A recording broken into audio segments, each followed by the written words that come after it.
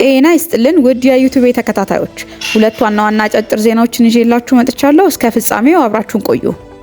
የኤርትራው ፕሬዝዳንት ኢሳያስ አፈወርቂ የሰጉትና የኢትዮጵያው ጠቅላይ ሚኒስትር አብይ አህመድ ከሰሞኑ የተናገሩት ማንንም ቢሆን ፍላጎታችንን አያስቆመንም፣ ያሰብነውና የፈለግነውን ነገር ከእጃችን ማስገባታችን አይቀርም፣ ለዚሁም ዝግጅቶቻችንን ጨርሰን መምጣታችን በቅርብ ነው ብለው መናገራቸው ይታወሳል።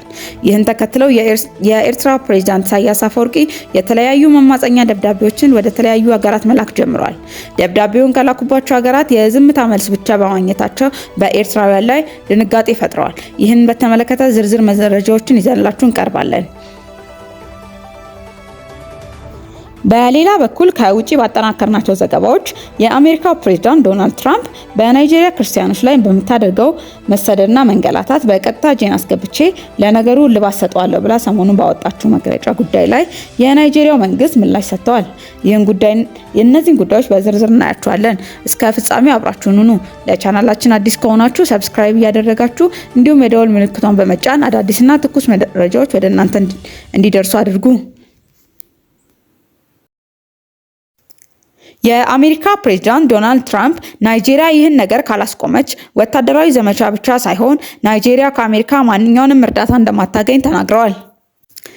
የናይጄሪያው ፕሬዝዳንትም በበኩላቸው አሜሪካ የናይጄሪያን ፈቃድ ሳትጠይቅ ምንም አይነት እርምጃ መውሰድ የዓለም አቀፍ ሕግ እንደሚጻረር እየተናገሩ ይገኛሉ። ናይጄሪያ ከቦኮ ሃራም እና አይሲሲ ከሚባሉ ታጣቂ ድርጅቶች ጋር ለዓመታት ስትታገል መቆየቷ ይታወቃል።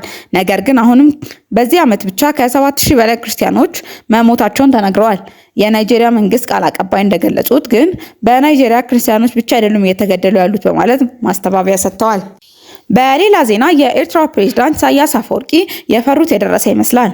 በኢትዮጵያና በኤርትራ መካከል በተፈጠረው ውጥረት ዓለም ፊቱን ወደ ምስራቅ አፍሪካ ለማዞሩን ተከትሎ ቀጠናው ስጋት ላይ መውደቁ አይቀርም።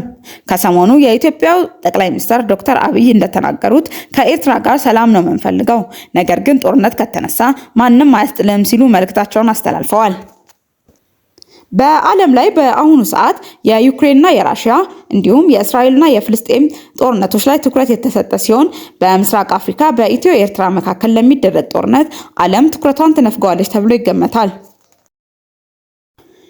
ከዚህም በተጨማሪ አሜሪካ ናይጄሪያና ቬኔዙዌላ ላይ ጦርነት ለመክፈት ጫፍ ላይ መሆኗን ተከትሎ ዓለም ትኩረት ይሰጣል የሚለው ጥያቄ እያስነሳ የሚገኝ ነገር ሆኗል።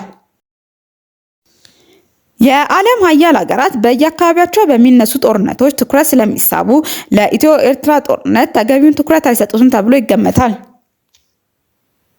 ይህንንም ተከትለው የኤርትራው ፕሬዝዳንት ኢሳያስ አፈወርቂ ከአሜሪካ ድጋፍ ለማግኘት ለውጭ ኃይል አንበረከክም በሚል ለዘመናት ያቆዩትን አቋማቸውን ወደ ኋላ ትተው ከአሜሪካው ፕሬዝዳንት ጋር ግንኙነት ለማስተካከል እየታተሩ መሆኑ ተገልጿል። ነገር ግን ከአሜሪካ መንግስት ፊት ተነስቷቸዋል። ክቡራን አድማጮቻችን ለሰዓቱ የያዝናቸው አጫጭር ዜናዎች እነዚህ ናቸው። ስላዳመጣችሁ እናመሰግናለን። መልካም ቆይታ።